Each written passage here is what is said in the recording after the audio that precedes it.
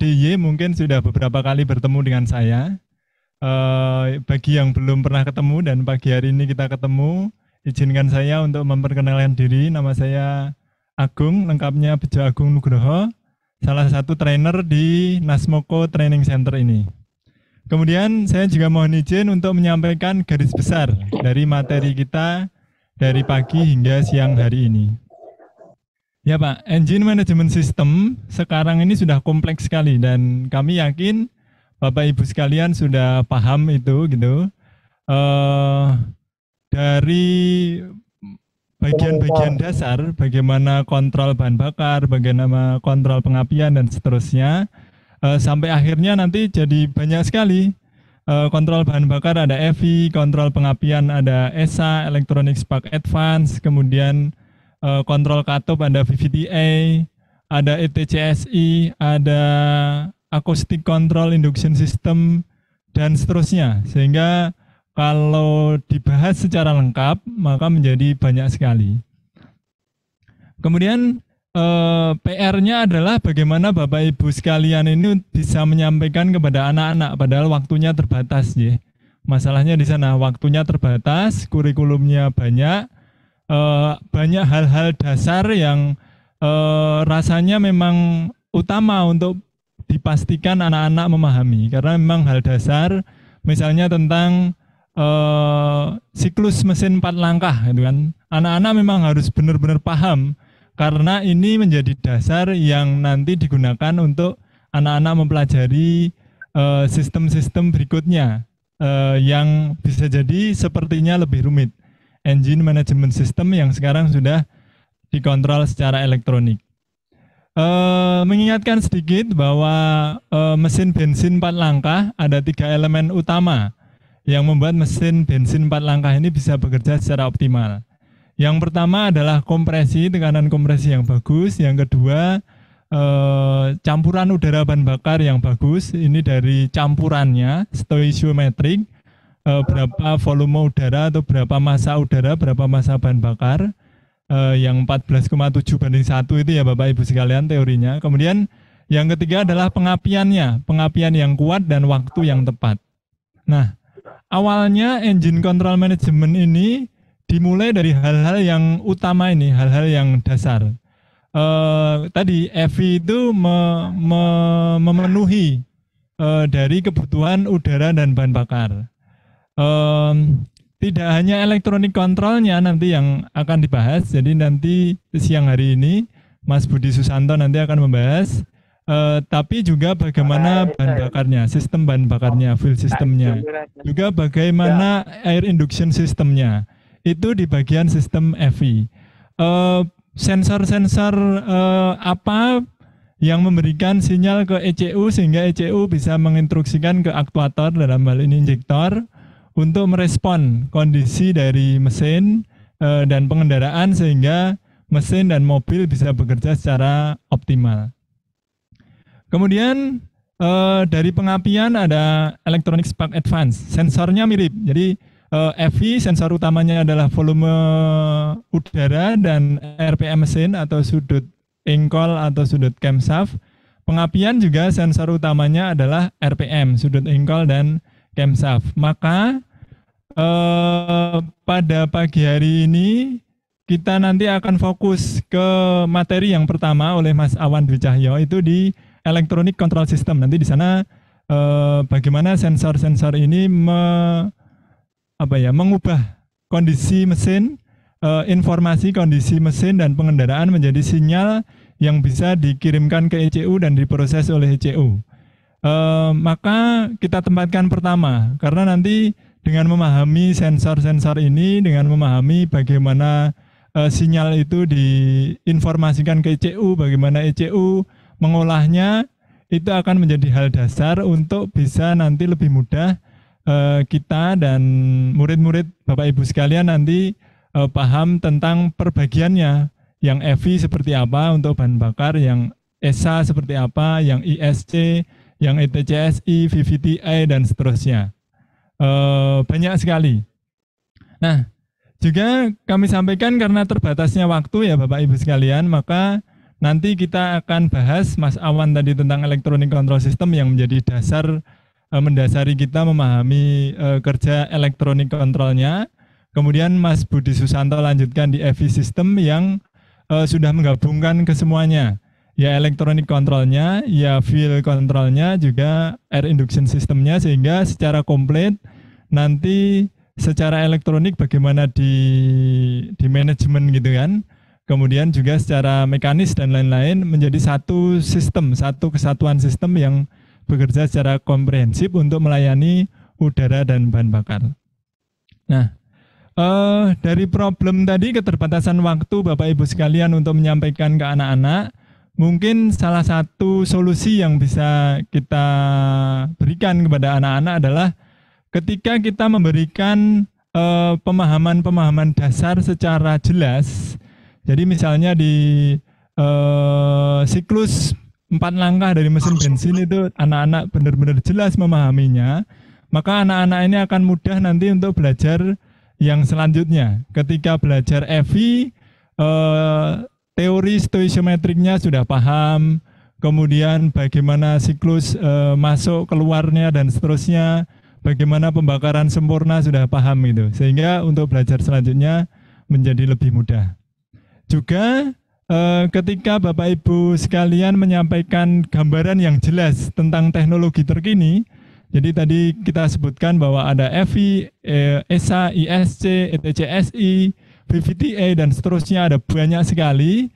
Bapak Ibu Guru bisa menyampaikan sebagian saja secara jelas kepada anak-anak, sehingga ini bisa memotivasi anak-anak untuk belajar mandiri yang selanjutnya. Jadi hal dasarnya sudah diberikan, anak-anak sudah mampu memahami dan jelas di sana, sehingga pengembangannya mudah. Juga diberikan informasi bahwa perkembangan teknologi itu sudah sejauh ini loh. Tapi waktu kita terbatas, maka anak-anak bisa belajar mandiri dengan media yang banyak sekali sekarang. Bisa dari internet, bisa dari macam-macam yang bisa diakses, YouTube dan lain-lain, bahkan banyak ilmu di sana. Maka sekali lagi Bapak Ibu sekalian, mudah-mudahan seminar kita pada pagi hari ini, webinar kita pada pagi hari ini bisa cukup membantu Bapak Ibu sekalian untuk memberi bekal kepada anak-anak Bapak Ibu sekalian, kepada murid-murid Bapak Ibu sekalian. Dan harapan kami ini memberikan manfaat kepada kita semua, Bapak Ibu dan kami semua yang ada di sini. Kemudian dalam waktu sampai sekitar jam 12 nanti ya, kita harapkan Bapak Ibu sekalian untuk selalu aktif. Nanti ada kuis-kuis juga dari Mas Awan. Pertanyaan kalau pas chatnya bisa dimanfaatkan, pertanyaannya bisa disampaikan. Kalau pas nanti bisa open mic juga bisa disampaikan. Saya kira itu Bapak Ibu sekalian, materi kita pada pagi hari ini belum bisa membahas semuanya. Masih nanti tentang basic electronic controlnya, tapi sampai agak nggak cuma dasar juga, jadi bagaimana misalnya mengubah dari volume udara menjadi tegangan dan seterusnya yang masuk ke ECU, bagaimana prinsip hukum Ohm, konsep tegangan, arus, dan tahanan bisa digunakan pada airflow meter misalnya tipe hot wire gitu ya, keseimbangan tegangan bisa digunakan di sana untuk menghasilkan sinyal yang dikirimkan ke ECU dan seterusnya. Dan yang kedua, kita masuk ke sistem lengkap EV, tapi untuk yang selanjutnya, yang ESA, ISC, VVTA, acoustic control dan seterusnya, mudah-mudahan kita ada kesempatan lain bisa bertemu lagi sehingga kita bisa berdiskusi lebih jauh. Saya kira itu Bapak Ibu sekalian, sekali lagi kami sampaikan terima kasih. Alhamdulillah, mudah-mudahan ketemu kita pada pagi hari ini memberi manfaat yang sebesar-besarnya untuk kita semua. Terima kasih. Saya sampaikan kepada Mas Awan dari kami, saya pribadi mohon maaf kalau ada yang kurang, salah. Dan wassalamualaikum warahmatullahi wabarakatuh. Waalaikumsalam warahmatullahi wabarakatuh. Baik, terima kasih Pak Agung yang sudah membuka dan memberikan gambar awal terkait dengan engine management system. Selamat pagi Bapak Ibu semuanya. Pagi. Selamat pagi. Hanya olahraga Selamat pagi. Kemudian juga biar tetap aktif ya, karena kalau kita open mic terus mute, kayaknya juga suaranya agak sedikit bentrok ya. Biar kita sedikit olahraga tangan, mungkin boleh diketikkan semangat pagi di chat Zoom-nya, biar kita terbiasa juga untuk ngetik di chat Zoom. Karena nanti seperti yang disampaikan oleh Pak Agung ya, kalau kita mau bagi-bagi merchandise ya, nanti salah satunya kita melihatnya adalah dari chat Zoom-nya. Oke, semangat paginya sudah masuk semua ya Bapak Ibu semuanya. Mohon izin sebentar untuk saya memprepare terkait dengan tools, karena untuk biar lebih mudah dan enak ya Bapak Ibu semuanya. Baik, sebelumnya saya ingin menyapa dulu untuk Bapak Ibu guru yang ada di Provinsi Jateng DIY yang mungkin sudah pernah ketemu dengan saya ucapkan selamat datang. Karena saya tidak bisa menyapa satu persatu karena melihat antusiasme Bapak Ibu guru yang luar biasa. Pesertanya sudah mencapai angka sekitar 600. Dan itu sangat appreciate sekali untuk kami dari tim Nasmoko Training Center tentunya. Terus kemudian juga bagi Bapak Ibu guru di area Provinsi Jateng DIY yang baru ketemu dengan saya ucapkan salam kenal. Dan juga saya tidak lupa menyapa Bapak Ibu guru dari seluruh Sabang sampai Merauke ya. Kalau tadi saya lihat ada yang dari Kalimantan, ada yang dari Sumatera, terus kemudian ada dari Sulawesi, juga seluruh pulau yang ada di Indonesia. Luar biasa. Kita kasih aplaus secara virtual buat kita semua, Bapak Ibu semuanya. Oke, sebelumnya perkenalkan dulu. Nama saya Awan Dwi Cahyo, salah satu fasilitator dari Nasmoko Training Center.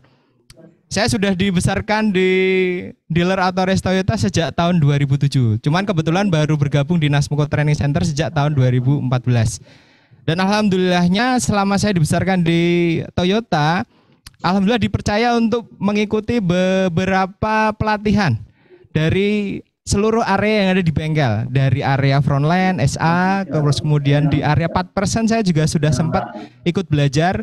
Terus kemudian juga di area leadership foreman, saya juga diberikan kesempatan. Dan yang paling matang tentu di area technical, di area teknisi. Alhamdulillah sudah menyelesaikan level training sampai dengan level master. Di training center sendiri, beberapa kelas sempat saya bimbing dari mulai level basic sampai ke level diagnostik. Nah, kebetulan di webinar ini saya nanti dipercaya menjadi salah satu pembicara. Tapi kalau melihat dari pesertanya semuanya adalah Bapak Ibu guru, wah, tentu agak kurang sopan kalau saya di sini dikatakan adalah mengajar ya Bapak Ibu. Tapi di sini saya nanti prinsipnya akan mengajak Bapak Ibu semuanya untuk berdiskusi lebih dalam terkait dengan engine management system. Ya. Karena saya tahu bahwa saya ada di sini, tentu tidak luput dari jerih payah Bapak Ibu guru saya juga yang bisa jadi mungkin join di webinar pada kali ini. Jadi saya sudah pernah dibimbing, sekarang saya sudah punya bekal ilmu dari dealer Autores. Harapannya saya bisa sharekan kembali ke Bapak Ibu guru semua dan nanti bisa diteruskan ke adik-adik kelas tentunya. Baik Bapak Ibu semuanya, kalau tadi sudah diberikan gambaran besar terkait dengan engine management system oleh Bapak Bejo Agung, saya akan melanjutkan nih terkait dari detail materi mengenai engine management system. Di mana untuk di engine management system ya, itu adalah sekumpulan dari sistem kontrol elektronik yang terintegrasi, di mana tugasnya nanti dia adalah melakukan manajemen atau melakukan memanage kontrol terhadap di sistem engine. Dimana kalau kita paham lebih dalam terkait dengan electronic control system, tentu ini akan membuat kita jadi lebih mudah untuk mendalami sistem-sistem lain yang mana di sini dialah yang nanti akan menyusun dari engine management system. Terus kemudian juga saya sedikit sampaikan Bapak Ibu biar kita juga lebih kondusif. Karena saya yakin terkait dengan materi engine management system ini adalah materi yang cukup dalam, sehingga nanti bisa jadi saya tidak bisa memfasilitasi Bapak Ibu untuk tanya satu persatu.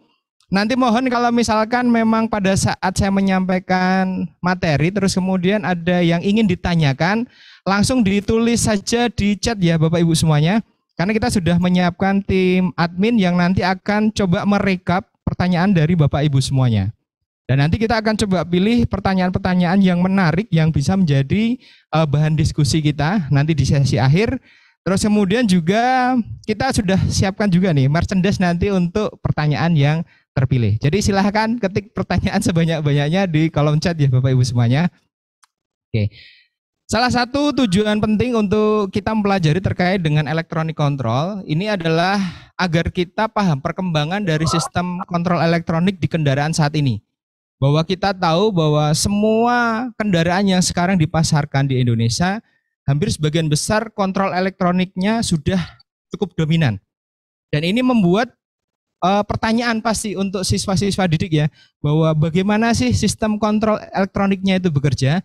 Itu nanti akan dipelajari di detail masing-masing sistem. Tapi secara garis besar nanti basic kontrol elektroniknya kurang lebihnya sama. Terus kemudian dengan kita sama-sama mendalami terkait dengan materi electronic control system ini Bapak Ibu semuanya, kita bisa sama-sama mengajak rekan-rekan siswa untuk bisa tahu komponen yang menyusun dari sistem kontrol elektronik. Terus bagaimana metode komunikasi ya, terutama nanti antara sensor dan juga ECM. Nah, harapannya apa pada saat sudah paham terkait dengan sistem kontrol elektronik, paling tidak untuk memahami engine management itu jadi lebih mudah. Dan kalau sudah di level teknisi, ada kebutuhan untuk melakukan analisa terkait dengan troubleshooting ataupun diagnos, itu akan menjadi lebih mudah. Karena apa? Sudah punya dasarnya, pondasinya dari sebuah sistem kontrol elektronik. Kita akan ada 5 pembahasan nanti untuk di sistem kontrol elektronik ya. Yang pertama adalah terkait dengan apa sih kontrol elektronik itu. Terus kemudian kebutuhan terkait dengan rangkaian daya dan juga sistem grounding. Terus ada berkaitan dengan sensor-sensor yang nanti akan mengoutput tegangan. Terus yang berikutnya yang keempat adalah kita coba sedikit lebih dalam mempelajari terkait dengan karakteristik sensor dan juga sinyal yang nanti akan dikelola. Dan yang terakhir, salah satu yang cukup penting dan ini merupakan keuntungan dari sistem kontrol elektronik, dilengkapinya dia dengan sistem diagnos atau tersedianya terminal diagnos di bagian kontrol sistemnya. Nah, kita masuk dulu yang pertama Bapak Ibu semuanya, bahwa yang namanya sistem kontrol elektronik itu berarti dia nanti sudah menggantikan sistem-sistem mekanis yang saat ini mungkin sudah tidak kita temukan. Kalau misalkan di sistem engine management, kita menemukan ada sistem karburator, terus kemudian throttle yang masih menggunakan kawat seling, terus kemudian ada beberapa sistem pengapian yang kalau dulu masih pakai distributor, ya masih pakai platina, governor advance, vacuum advance. Nah, itu semuanya sekarang sudah digantikan menjadi sistem kontrol elektronik. Ya, kalau sistem karbu sudah berubah menjadi sistem electronic fuel injection. Sistem pengapian yang sebelumnya untuk ngoreksi pengapian pakai mekanis sudah berubah menjadi electronic spark advance.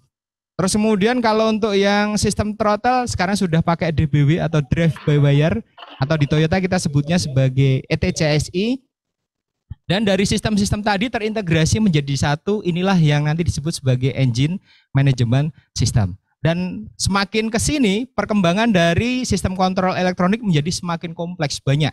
Ada yang digunakan untuk pemurnian dari emisi, terus kemudian beberapa mesin untuk yang diesel misalkan sudah pakai kontrol turbo VNT misalkan, dan nanti masih banyak lagi, ada VVTA dan lain sebagainya. Nah, di mana untuk sistem-sistem kontrol elektronik yang di sini dia terintegrasi menjadi satu, secara garis besar itu dia tersusun dari 3 komponen utama Bapak Ibu semuanya. Yaitu ya jelas, dia ada sensor, di mana sensor ini yang nanti bertugas untuk mendapatkan informasi dan mengkomunikasikan ke ECM. Terus kemudian ada ECU atau ECM, di mana di sini yang dia nanti akan memproses data-data yang dikirimkan oleh sensor untuk menghasilkan logik ya atau kemampuan berpikir ya. Logiknya apa ya? Tentu berdasar dari kontrol mekanis yang dulu pernah kita pelajari. Terus yang terakhir adalah aktuator, di mana ini yang nanti akan menerima hasil dari kalkulasi ECM dalam bentuk perintah kerja yang nanti akan digunakan oleh aktuator untuk menghasilkan kinerja. Ya tergantung sistemnya Bapak Ibu. Kalau sistem EV berarti aktuatornya ada injektor, berarti dia nanti yang akan bertugas mengatur berapa banyak bahan bakar yang nanti akan dimasukkan. Kalau sistem ESA ya berarti nanti dia akan bertugas untuk mengatur terkait dengan sinyal yang akan men-trigger igniter di bagian coil. Nah, disinilah gambaran bahwa ternyata semua sistem kontrol elektronik berdasarkan dari 3 hal, yaitu sensor, ECM, dan juga aktuator. Nah, kita masuk ke kebutuhan utama yang namanya sistem elektronik, ya komponen elektronik lah kalau kita lihat di rumah ya. Pasti untuk bisa beroperasi butuh yang namanya listrik ya Bapak Ibu semuanya. Dimana dengan adanya listrik, ya komponen-komponen elektronika yang ada di ECM ini bisa beroperasi dan nanti akhirnya mikroprosesornya bisa menghasilkan sebuah logik berpikir. Nah, di sini terkait dengan power source, yang pertama adalah kebutuhan untuk catu daya utama.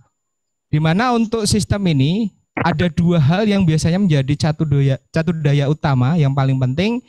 Ada catu daya yang dia nanti permanen di standby-kan di ECM. Salah satu tujuannya yaitu kalau kita memperhatikan beberapa ECM itu dia nanti ada kebutuhan akses memori. Nah, memorinya untuk apa? Misalkan untuk RAM ini untuk dia menyimpan sistem diagnos. Ya, pada saat dia terdeteksi ada problem, kode problemnya nanti akan disimpan. Nah, biar tetap bisa tersimpan meskipun kondisi sistemnya dimatikan, maka di sini dibutuhkan catu daya permanen. Kalau dilihat di gambar, kalau misalkan bisa terlihat, ini ada di terminal BATT atau baterai, yang ini nanti akan secara terus-menerus disuplaikan ke sistem ECM. Kalau kita lihat di rangkaian sirkuit, dia menggunakan sistem pengamannya ada Sekring EV. Nah, maka dari itu kalau terkadang kalau kita ketemu dengan sistem elektronik untuk melakukan riset, pada saat ada DTC yang muncul, kita meminta siswa untuk mencabut Sekring EV ya. Nah, ini adalah salah satunya adalah memutus source permanennya, sehingga otomatis memorinya, RAM-nya akan dibersihkan sehingga kode-kode diagnos di sini dia akan menjadi hilang. Power source kedua yang tidak kalah penting ini adalah berkaitan dengan trigger. Ya, tentu sistem ini tidak aktif secara terus-menerus. Maka untuk bisa mengontrol kapan sistem ini aktif, di sini biasanya nanti butuh kontrol trigger tegangan. Dimana kalau kita lihat di sini di diagram itu menggunakan relay EV dan kunci kontak. Nah, ada beberapa metode untuk bisa mengontrol sistem elektronik ini untuk aktif atau tidak. Yang pertama adalah langsung dikontrol oleh kunci kontak. Ini untuk mobil-mobil generasi 2007 ke bawah ya, yang mana masih belum terlalu banyak sistem pengamanannya, Bapak. Terus kemudian berkembang ke yang mobil-mobil sudah menggunakan immobilizer, ya, di mana kita kalau kunci kontak di-on-kan belum tentu sistem akan bisa hidup ya. Salah satunya karena memang untuk yang mengontrol di engine management yang men-trigger ini tidak langsung dari kontak, melainkan dia nanti ada sejenis komunikasi terlebih dahulu dengan ECU immobilizer. Pada saat sudah dinyatakan unset atau terbuka untuk sistem keamanannya, baru untuk relay EV-nya akan bisa diaktifkan. Sehingga apa? Kondisi dari kendaraan nanti otomatis akan bisa dihidupkan. Kalau selama belum dapat sinyal tadi, ya tidak akan bisa dihidupkan untuk sistem engine manajemennya. Karena apa? Kontrol EV-nya dia belum dinyalakan. Itu adalah kebutuhan terkait dengan power source di dalam sistem kontrol elektronik. Nah, berikutnya selain power source, tentu permasaan yang bagus ini menjadi salah satu kunci utama juga terkait dengan sistem kontrol elektronik, Bapak Ibu semuanya. Di mana ternyata untuk sistem permasaan dari 3 bagian utama tadi itu dipisah-pisah. Ya, ada kebutuhan untuk kontrol massa di area sensor, terus kemudian ada kebutuhan kontrol massa untuk di area komputer, dan juga ada kontrol massa untuk di area aktuator. Nah, kenapa dibedakan? Karena kalau kita coba perhatikan, rata-rata untuk di area sensor dan juga ECM, itu dia bisa dikatakan menggunakan kontrol arus lemah. Sehingga untuk kontrol permasaannya umumnya biasanya menjadi satu. Nah, tetapi untuk yang di bagian aktuator, misalkan untuk mengontrol injektor, terus kemudian untuk mengontrol OCV atau aktuator-aktuator yang lain, Di sini dia membutuhkan arus yang cenderung lebih besar dibandingkan dengan yang di sensor dan juga di kontrol ECM. Oleh sebab itu, biasanya yang di aktuator disendirikan. Ini adalah salah satu metode untuk keamanan. Dan semua dari sistem permasaan ini biasanya akan diintegrasikan jadi satu untuk mempermudah terkait dengan sistem wiring harness-nya. Seringnya kita menemukan untuk kabel massa engine atau sistem kontrol elektronik engine, itu kita sering menemukannya ada di area cylinder head. Itu cukup kita sering temuin ya Bapak Ibu semuanya. Kalau digambar di sini ada yang di area intake bisa jadi, tapi yang paling sering memang ada di area cylinder head. Ya, itu untuk sistem permasaan dari kontrol elektronik di area engine management system. Nah, setelah kita masuk ke bagian power source dan juga permasaan, nah ini yang paling penting nih Bapak Ibu semuanya, yaitu terkait dengan bagaimana sensor ini mengkomunikasikan informasi yang dia dapat untuk bisa dibaca atau dipahami oleh ECM. Ya, karena ECM tugasnya di sini dia hanya bisa memproses, tentu dia harus butuh data yang akurat. Nah, biar bisa mendapatkan data yang akurat, tugas inilah yang nanti akan dibebankan ke bagian sensor Bapak Ibu semuanya. Nah, kita tahu bahwa tadi di dalam sistem engine management tersusun dari berbagai macam kontrol sistem ya Bapak. Di mana untuk semua kontrol sistem ini bisa jadi ada juga yang menggunakan sensor yang sama. Maka dari ini pada prinsipnya untuk sensor-sensor yang digunakan di dalam sistem kontrol elektronik memang jumlahnya cukup beragam, tapi secara garis besar untuk dia mengkomunikasikan informasi menjadi sebuah data itu akan terbagi menjadi 5 metode kontrol tegangan. Ya. Yang pertama, di sini nanti sensor tersebut dia membutuhkan input tegangan dulu dari ECM yang kita kenal sebagai tegangan VC, voltage constant. Nah, ini digunakan untuk contoh sensornya ada VTA sama PIM. Nah, boleh dicat nih Pak, kira-kira VTA sama PIM ini sensor apa? Ya, saya pengen lihat ini kira-kira sensor VTA dan PIM ini datanya masih cukup anget atau tidak di Bapak Ibu semuanya. Boleh diketik ya kira-kira ini sensor apa nih kira-kira. Ada sinyal VTA sama PIM. Oke. Terus kemudian yang metode kedua adalah memanfaatkan termistor. Jadi sensor tersebut dia terstruktur dari termistor, nanti besar kecilnya tegangan yang akan diinputkan ke ECM tergantung dari nilai resistensi dari termistornya itu sendiri. Yang ketiga adalah nanti dia menggunakan tegangan on off. Jadi informasi bahwa posisi kontaknya itu on atau off itu nanti akan dirubah dalam bentuk tegangan. Nanti kita akan coba bahas detailnya ya Bapak Ibu semuanya. Terus yang keempat adalah memanfaatkan suplai tegangan dari sistem yang lain. Kalau di sini ada STA dan juga STP. Ya, STA itu adalah sinyal starting, STP berarti adalah sinyal dari stop lamp. Di mana di sistem start itu dia ada kontrol untuk mengaktifkan sistem starter. Terminal 50 dikasih tegangan maka starter akan hidup. Nah, di sini ECM akan ikut memparalel jalur tegangannya tadi agar apa dia bisa dapat informasi. Jadi dia memanfaatkan tegangan dari sistem yang lain untuk menambah informasi yang nanti digunakan untuk dia melakukan kalkulasi. Yang kelima adalah ini yang cukup unik, yaitu sensor itu dia bisa membangkitkan tegangannya sendiri.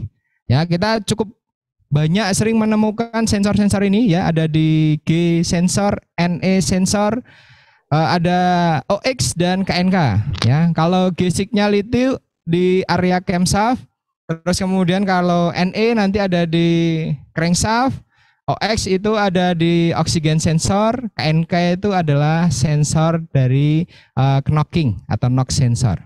Nah, di mana dengan kita memahami karakteristik tegangan ini ada beberapa manfaat yang nanti bisa kita peroleh Bapak Ibu semuanya, yaitu adalah di prosedur pengukuran. Ya, karena apa? Dengan kita tahu dari karakteristik sensor ini, kita bisa melakukan prosedur pengukuran dengan benar.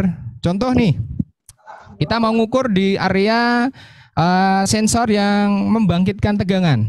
Maka kalau kita ukur pakai multi, misalkan diukur inputan tegangannya ada atau enggak, maka kita tidak akan menemukan.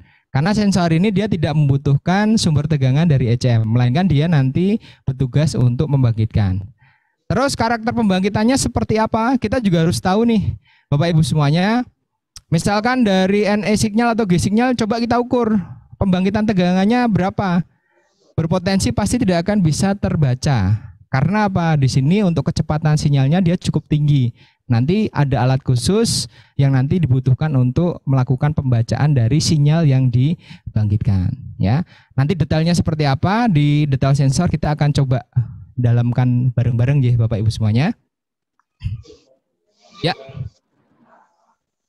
Oh, boleh ya. Ada request pakai pointer ya. Nah, nanti biar lebih jelas pada saat ya. Lahiran weteng gitu. Oke. Nah, bisa terlihat Bapak Ibu untuk pointernya? Oke, bisa terlihat ya. Siap. Materinya bisa Ketikan semangat pagi lagi Pak di chatnya Pak, biar kita tidak terlalu tegang ya Pak ya. Tenang aja Pak, saya sudah melihat banyak pertanyaan yang masuk ini, senang sekali rasanya. Harapannya nanti saya bisa memfasilitasi semua pertanyaan Bapak Ibu semuanya ya. Ya, karena saya lebih senang kalau bisa membaca pertanyaan dari Bapak, karena saya tahu nih yang menjadi unek-uneknya apa. Oke, kita lanjut. Oke, kita masuk ke tegangan VC. Nah, kalau kita lihat, yang pertama adalah sensor tersebut dia menggunakan tegangan VC 5 volt untuk diproses. Ya, kalau kita lihat di gambar Bapak Ibu semuanya, di mana untuk tegangan itu dibangkitkan oleh ECU terlebih dahulu, kemudian akan dikeluarkan melalui terminal VC. Ya, biasanya nanti untuk sensor ini kita akan menemukan ada 3 pin. Ya, satu adalah satu adalah inputan tegangan VC, terus kemudian nanti ada permasaan, terus yang satu lagi itulah output dari sensornya.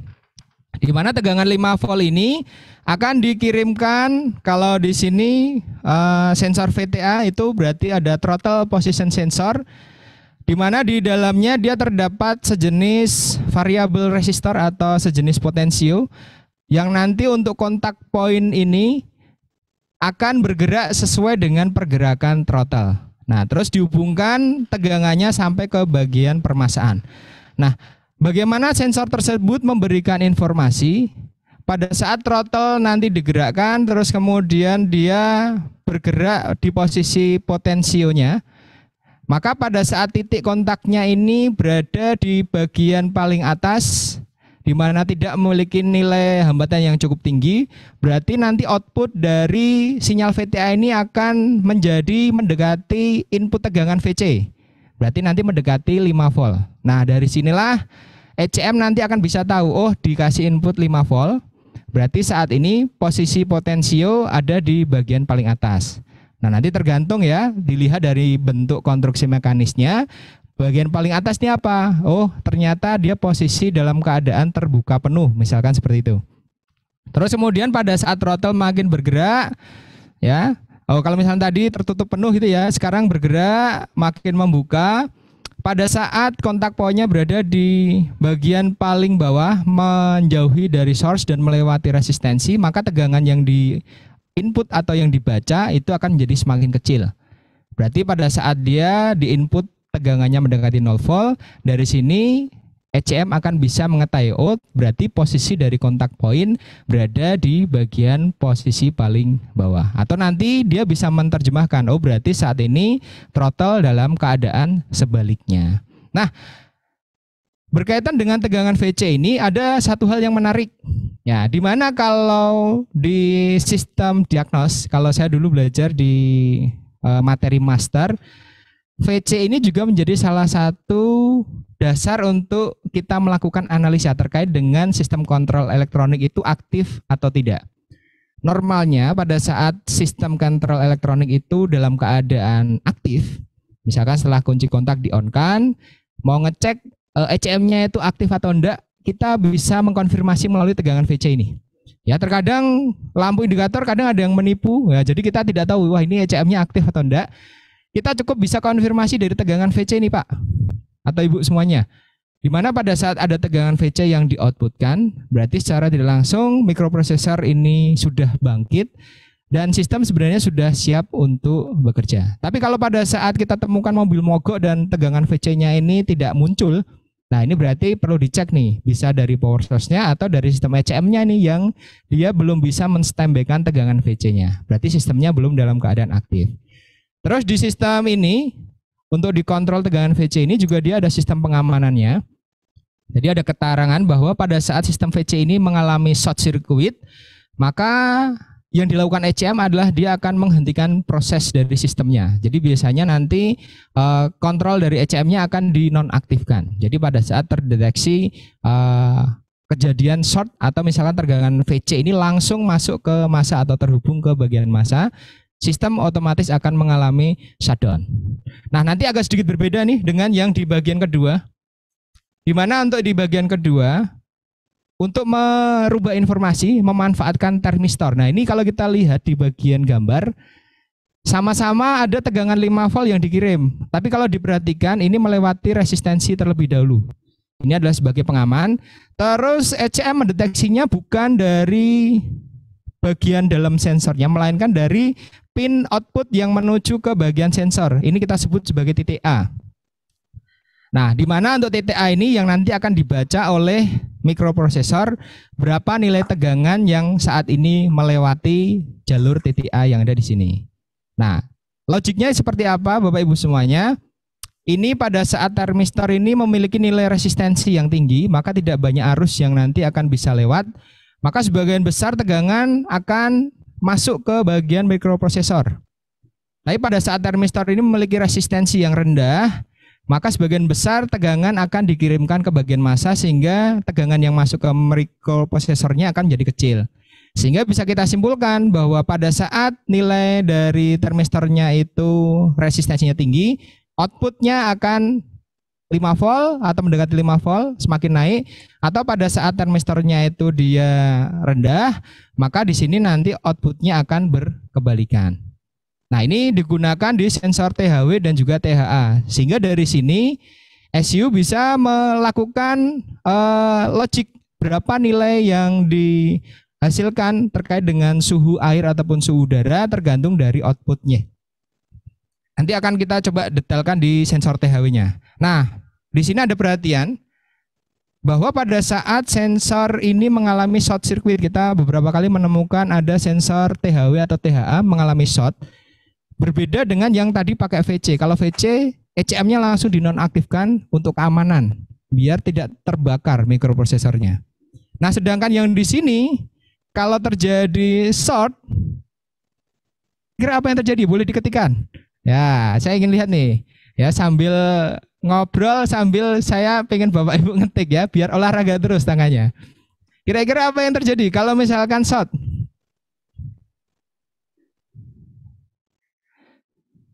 Ya, kalau short, betul sekali ya, bahwa yang terjadi adalah nilai yang diinput berarti nanti akan menjadi 0.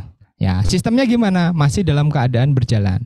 Maka sering kita menemukan kalau misalkan terjadi short circuit di THW, THA, dia akan berada di suhu maksimum. Ya, berarti di sini mikroprosesornya logiknya adalah pada saat dia mendeteksi tegangannya mendekati 0 volt, berarti dia berada di suhu paling maksimal.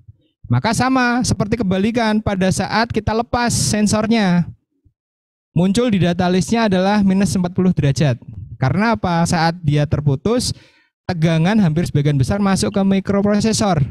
Sehingga dari sini logiknya adalah pada saat tegangannya itu paling tinggi, maka dia akan disebut saat ini suhunya ada di suhu paling rendah. Oke, itu contoh sekilas terkait dengan bagaimana logik dari sebuah sensor menginformasikan data ke ECM. Terus yang lainnya kita singkat saja, untuk yang ini tidak terlalu rumit. Yang pertama adalah menggunakan sinyal on off. Jadi seperti kayak di permasakan tadi ya Bapak Ibu semuanya. Kalau yang tadi pakai termistor, untuk yang menggunakan on off ini seperti dia dihubungkan atau tidak. Jadi dia, nanti data yang muncul hanya akan 0 atau 5 volt. Dari sini nanti SU akan melakukan logik bahwa pada saat tegangannya itu 0 volt, berarti kontaknya dalam keadaan terhubung. Tapi pada saat tegangannya 5 volt, berarti kontaknya dalam keadaan terbuka. Karena apa? Saat terbuka, tegangannya berarti semuanya masuk ke mikroprosesor. Nah, ini digunakan di NSW sama idle. NSW itu neutral start switch untuk di kendaraan matic. Jadi untuk mendeteksi nih, saat ini posisi tuas transmisinya sudah dalam keadaan netral atau tidak. Ya, nanti bisa digunakan untuk sistem elektronik kalau di engine management di smart start.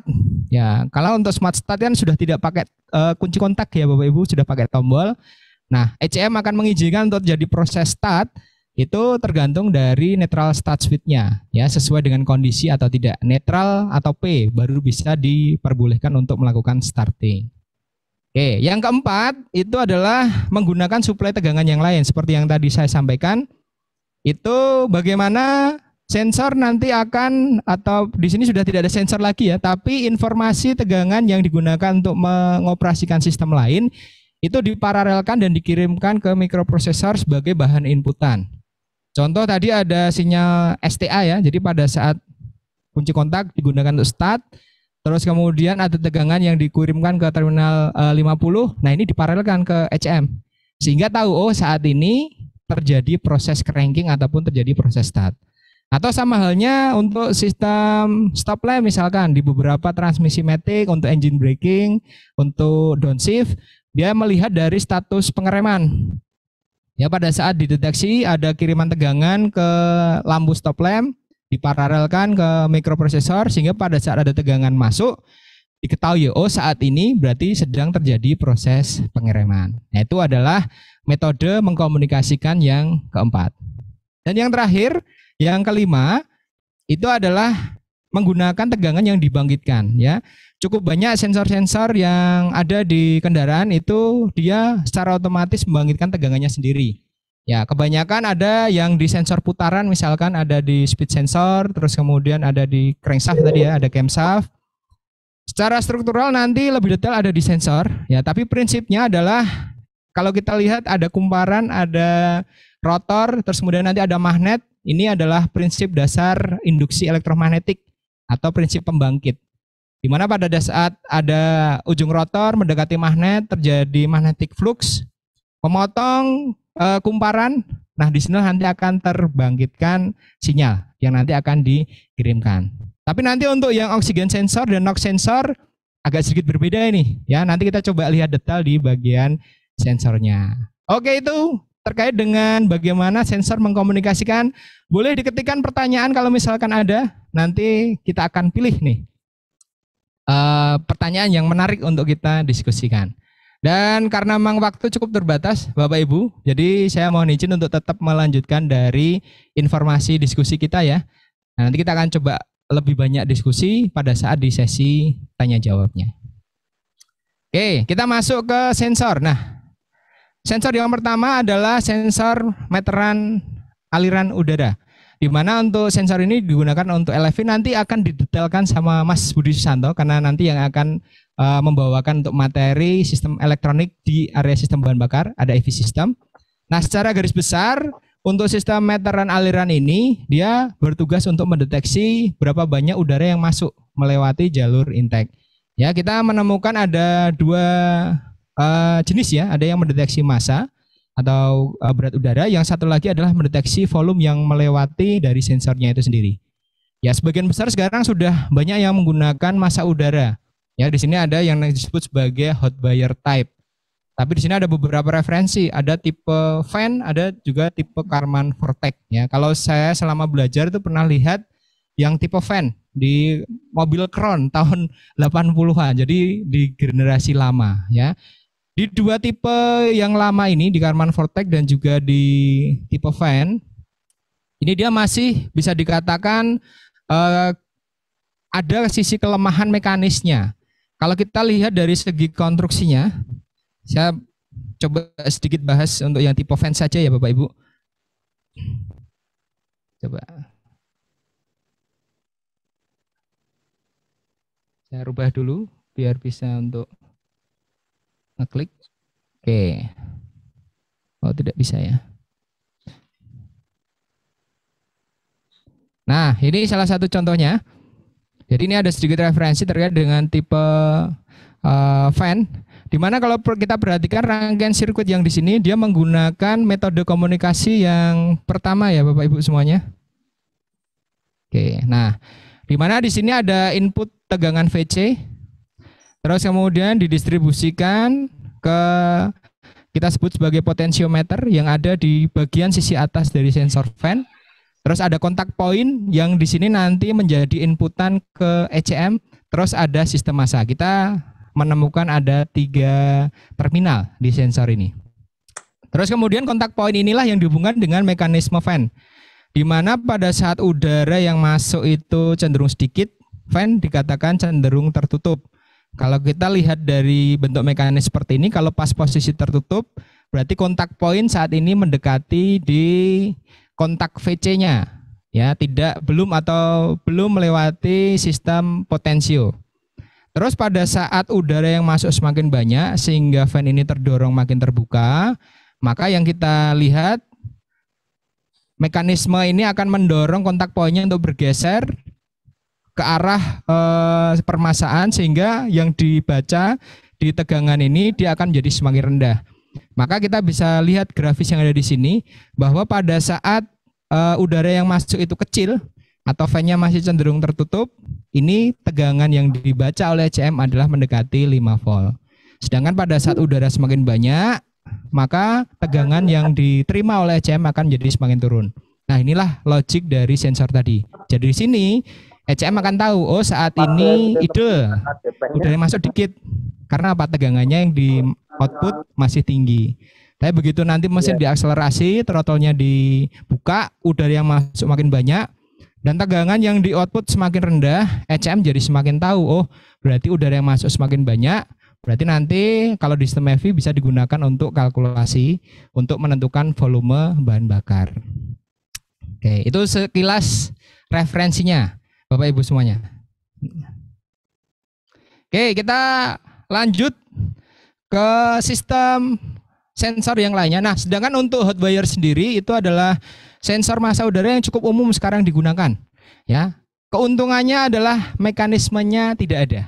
Ya, kalau yang masih pakai mekanisme kontak point ya, karena gesekan pasti ada terjadi kausan, dan itu akan membuat daya tahan sensor menjadi kurang optimal ya. Asnya macet juga bisa menyebabkan pembacaan udara juga menjadi tidak sempurna. Nah, di sini Toyota sudah berusaha menyempurnakan untuk sensor pendeteksi aliran udara, yaitu dengan menggunakan elemen tungsten hot wire. Nah, di mana untuk elemen ini nanti kita akan bisa lihat di mana hot wire itu nanti akan dijaga suhunya agar bisa dideteksi berapa banyak udara yang nanti akan melewati. Logiknya seperti ini ya. Anggap aja tungsten ini atau hot wire ini adalah sebagai sejenis kayak resistensi gitu ya Bapak Ibu semuanya. Di mana pada saat resistensi itu tinggi, tentu arus yang mengalir akan cenderung sedikit, ya. Terus pada saat resistensinya rendah, berarti arus yang mengalir akan cenderung bisa lebih banyak. Nah, di sini ada kaitannya nih hot wire, berarti ini berkaitan dengan suhu.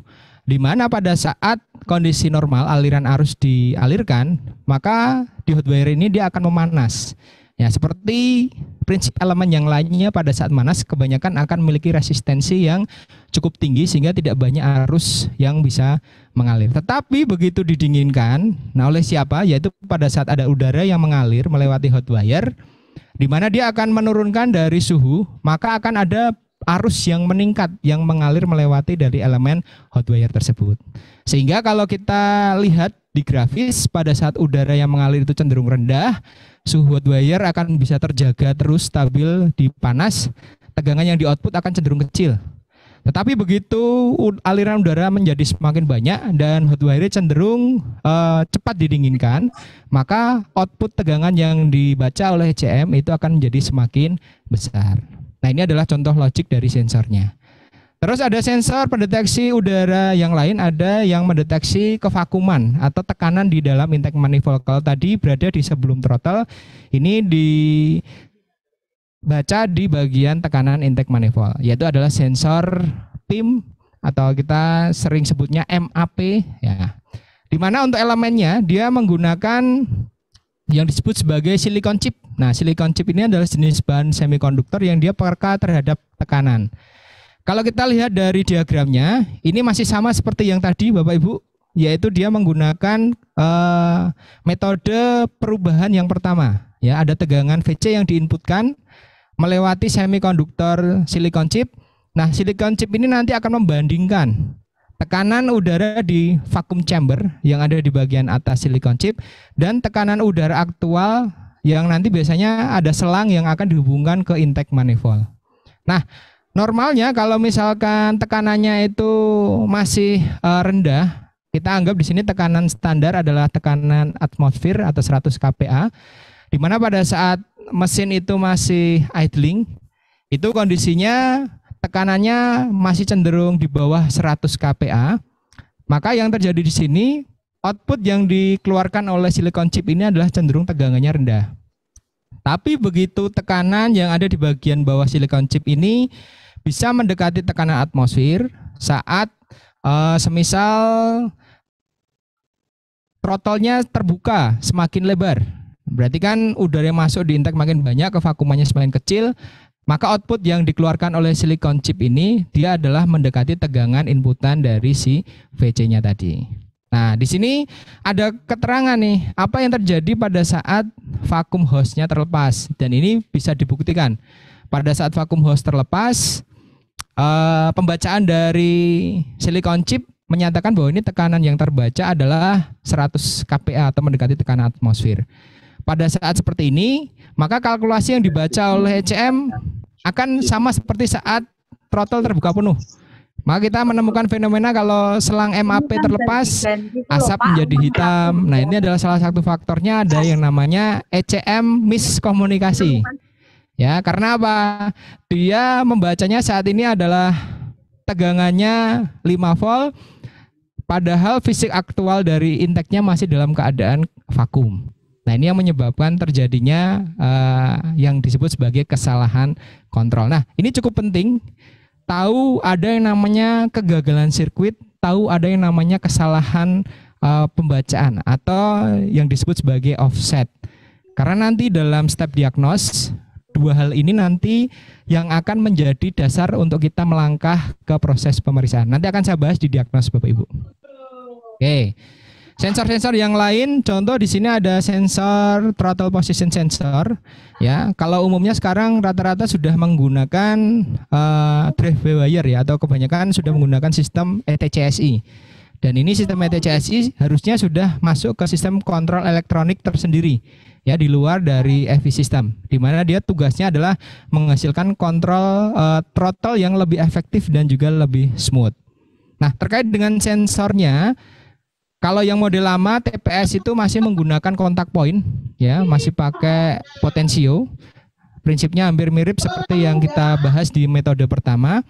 Untuk yang sudah menggunakan ETCSI, sensor TPS-nya berubah menjadi yang namanya elemen Hall IC.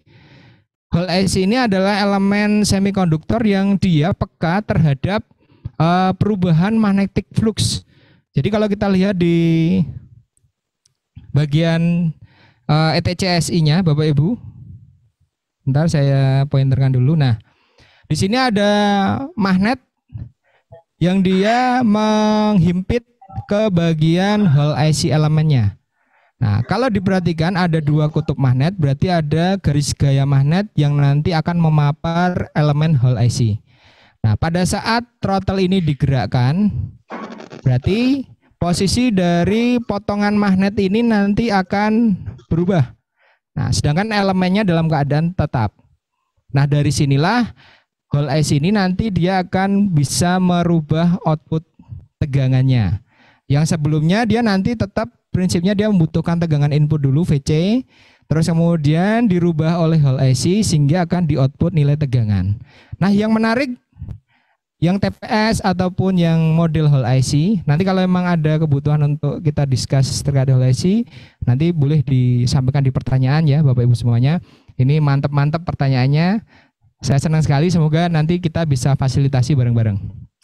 Nah, beberapa sensor ada yang menggunakan dua outputan data. Jadi kalau kita lihat di sini baik yang model TPS kontak point ataupun yang model Hall IC, dia sama-sama menggunakan dua data, ada VTA1, VTA2.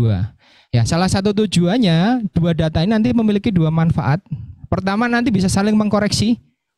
Jadi normalnya dua data ini harusnya bergerakannya beriringan karena digerakkan oleh mekanis yang sama. Nah, pada saat dia beriringan ini bisa jadi koreksi. Normalnya misalkan VTA2 jauh lebih tinggi, 0,5 volt misalkan. Jadi pada saat start di titik awal yang VTA1 0 volt, VTA2-nya 0,5 volt. Saat digerakkan throttle-nya misalkan VTA1-nya berubah ke 1 volt, berarti harusnya VTA2-nya dia harus menjadi 1,5 volt. Jadi gap-nya harus sama terus. Sehingga pada saat ada perbedaan nilai, ini bisa dikatakan terjadi abnormality di bagian sensor. Terus kemudian nanti ini juga bisa saling membackup. Misal VTA1-nya terjadi open di Hall IC-nya ataupun di bagian potensionya, maka di VTA2 ini masih bisa memberikan inputan untuk kalkulasi dari ECM. Jadi beberapa sensor ada yang menggunakan datanya, sekarang ada yang di backup. Salah satu tujuannya kurang lebihnya seperti itu. Dan dibandingkan dengan yang kontak point, ini yang Hall IC jelas jauh lebih bagus Bapak Ibu semuanya. Karena apa? Dia menggunakan non kontak. Jadi karena induksi ini tidak menyentuh langsung elemen Hall IC, ya tidak magnet tidak bergesekan dengan Hall IC, maka durability dari sensor ini akan menjadi semakin bagus. Dan beberapa sensor sekarang trennya sudah bergeser dengan menggunakan elemen Hall IC. Pedal akselerator sensor, taruh sensor TPS di ETCSI, terus beberapa sensor putaran itu juga sekarang sudah banyak yang menggunakan Hall element ataupun Hall IC. Oke, kalau yang ini sudah tidak asing ya Bapak Ibu semuanya untuk sensor NE dan juga G signal. Ya, ada sensor camshaft dan juga crankshaft. Tadi sudah saya sedikit jelaskan ya. Yang menjadi menarik adalah kalau tadi kita bisa mengukur sensor-sensor karena dia pakai VC, ya berarti kita bisa ukur input tegangan, salah satu prosedur pemeriksaannya. Terus kalau yang masih pakai potensio, ya berarti kita bisa ukur berapa nilai resistensinya. Tapi kalau yang pakai elemen, misalkan kayak tadi Hall IC, silicon chip, berarti kita tidak bisa ukur nih sensornya. Melainkan nanti kita langsung baca nilai tegangannya yang dikeluarkan yang menuju ke bagian ECM untuk mengkonfirmasi dia masih standar atau tidak. Nah, sedangkan untuk sensor yang ini, di mana dia menggunakan prinsip pembangkitan, ya pemeriksaan yang bisa dilakukan pada saat terjadi abnormality DTC itu ya kita bisa melakukan pemeriksaan sensornya dulu. Kalau yang dia terbuat dari kumparan, berarti kita ukur nilai kumparan yang ada di sensor cam ataupun crankshaftnya. Nah, output yang menuju ECM, ya ini yang kita tidak bisa baca Bapak Ibu. Karena kalau kita perhatikan kecepatan dari sinyal yang dibangkitkan itu rapat. Multi tidak akan bisa membaca kecepatan sinyal yang dibangkitkan. Maka nanti alat yang bisa digunakan, dan ini menurut saya harusnya sudah ada di sekolahan, karena di dealer ini juga sudah mulai kita banyak untuk diadakan, yaitu sinyal oskiloskop. Di mana oskiloskop ini dia bisa membaca sinyal dengan kecepatan tinggi. Nanti kita bisa atur time divisionnya, terus kemudian fault divisionnya, sehingga untuk sinyal-sinyal yang memiliki kecepatan tinggi kita bisa konfirmasi hasil pembangkitannya normal atau tidak. Itu adalah metode untuk melakukan pemeriksaan untuk sensor-sensor yang dia membangkitkan sinyal dengan kecepatan tinggi. Oke. Terus ada beberapa informasi. Kalau untuk G signal, kebutuhan utama dia adalah untuk mengkoreksi dari NE signal. Terus kemudian NE signal ini yang menjadi sensor utama untuk inputan putaran mesin, dan beberapa sistem kalau putaran mesin ini tidak terkonfirmasi, beberapa ada yang sistem itu tidak aktif. Ya, contoh misalkan di sistem EV ya, kalau kehilangan NE sudah pasti nggak ada bahan bakar yang akan diinjeksikan. Karena apa? Tidak memungkinkan untuk bisa menentukan timing injeksi yang optimal. Dan juga untuk mengkalkulasi putaran mesinnya. Kalau G, beberapa ada yang masih bisa hidup, camshaftnya dilepas, ya karena masih ada NE yang dia menjadi salah satu database utamanya. Tapi beberapa sistem ada yang dia melakukan failsafe-nya dimatikan. Karena apa? Beberapa ada yang nanti untuk kontrol pengapiannya dia tidak optimal dan dikhawatirkan terjadi pembakaran tidak sempurna akan bisa merusak entah itu katalis ataupun di bagian sistem mechanical yang lainnya. Terus untuk sensor yang menggunakan termistor, ini prinsip yang kedua tadi, umumnya kita temukan di intake air temperature dan juga di water temperature sensor. Ya, ini contohnya kalau untuk yang di yang di air intake temperature sensor, umumnya dia menggunakan resistensi tinggi pada saat suhu rendah, kemudian dia semakin suhunya tinggi, resistensinya dia akan menjadi semakin kecil. Ini seringnya kita sebut sebagai NTC ya, negatif temperature coefficient. Ya, ada 2 termistor kalau seingat saya. Dan ini cukup penting untuk bisa dipahami oleh siswa Bapak Ibu.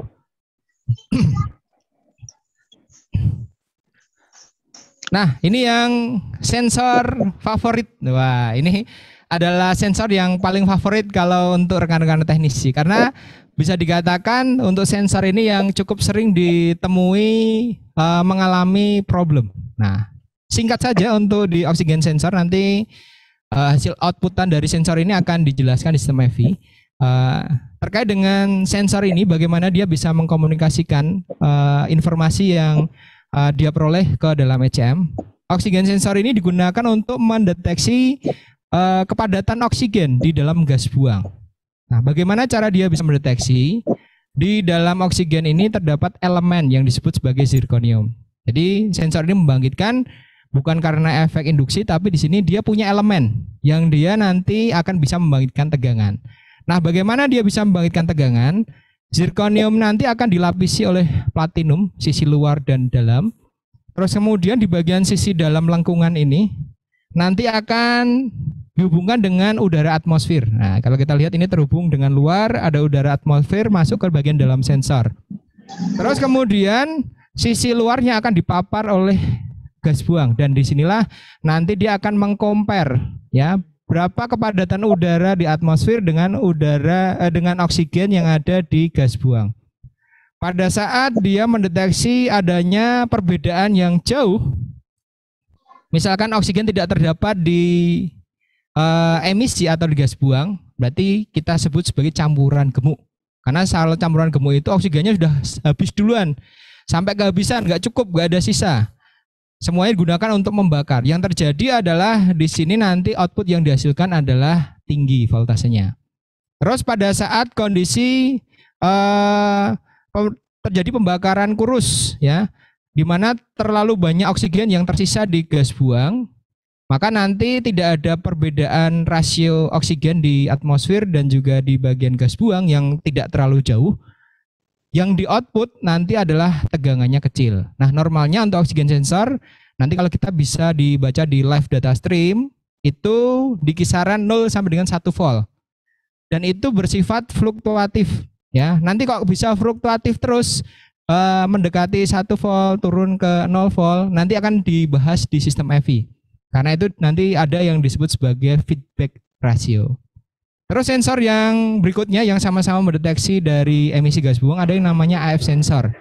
Elemennya hampir sama persis, cuma secara konstruksi ketebalan agak sedikit berbeda, sehingga output yang dihasilkan oleh sensor ini agak sedikit berbeda dengan oksigen, yaitu lebih linear. Rentang pembangkitannya menjadi jauh lebih tinggi. Ya, ada 4,2 sampai 2,2 volt. Kalau tadi rentangnya hanya sekitaran 1 volt, sekarang rentangnya bisa sampai 4,2 volt. Nah, bedanya apa? Kalau tadi hanya bisa menyimpulkan gemuk atau kurus, hanya itu saja. Sedangkan untuk yang AF ini, berapa banyak gemuk dan kurusnya akan bisa tervisualisasi tergantung dari voltase yang nanti dibangkitkan. Contoh kalau kita ambil di tengah-tengahnya di antara 4,2 dan 2,2 berarti ada di 3,2 volt ya. Berarti pada saat naik misalkan ke 3,5 volt, nah nanti kita bisa tahu nih seberapa perubahan rasio campurannya. Nah ini agak sedikit berbalik ya. Dengan karena tadi ada konstruksinya yang berbeda sehingga karakter voltase dan karakter gemuk kurusnya agak sedikit berkebalikan. Kalau oksigen tadi saat dia kurus, tegangannya cenderung rendah. Pada saat dia kondisinya cenderung gemuk, tegangannya dia akan menjadi tinggi. Nah, kalau yang AF ini berkebalikan.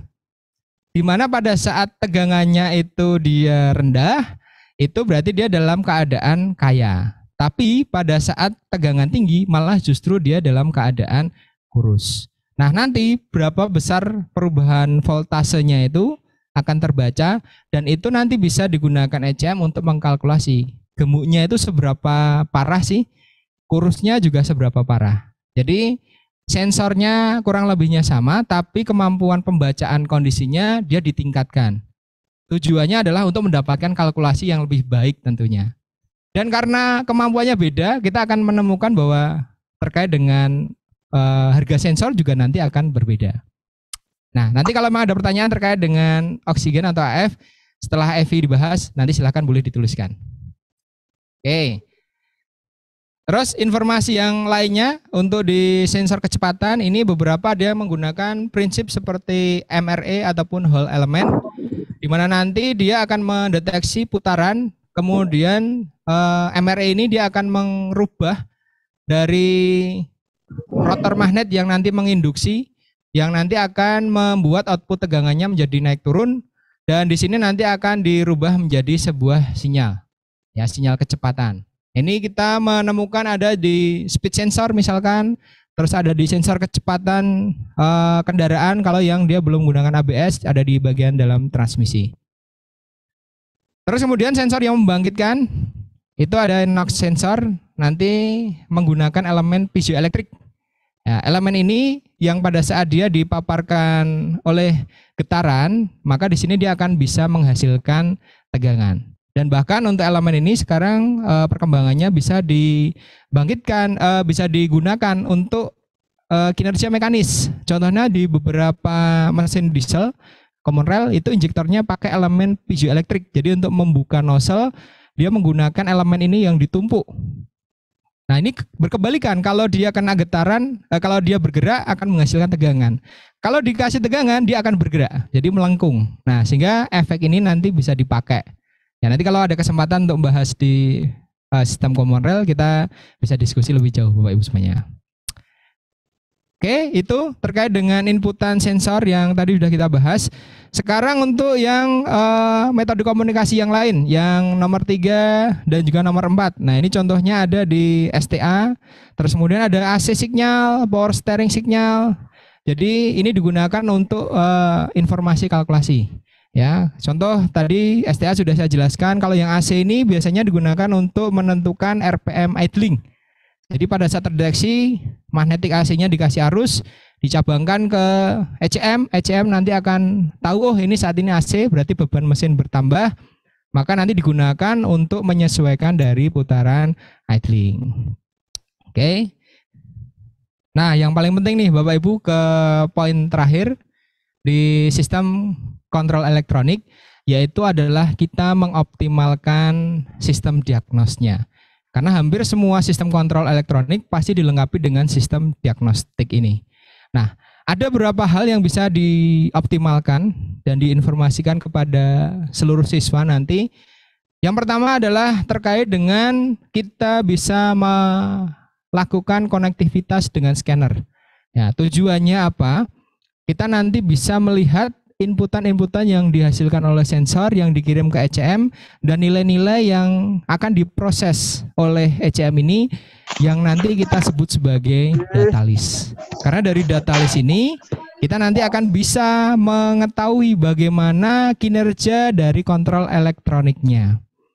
Terus kemudian yang kedua, sistem kontrol elektronik ini dengan dilengkapi dengan sistem diagnos, dia bisa melakukan self-diagnose, menentukan apakah sensor-sensor ini nanti dia bekerja secara normal ataupun terjadi malfungsi. Nah, ini yang tadi saya bahas ya, ada yang offset, ada yang kegagalan sirkuit. Normalnya kalau di sistem DTC, itu kebanyakan mengarahnya adalah terjadinya kegagalan sirkuit. Jadi ECM itu bisa menentukan sensor itu rusak atau tidak.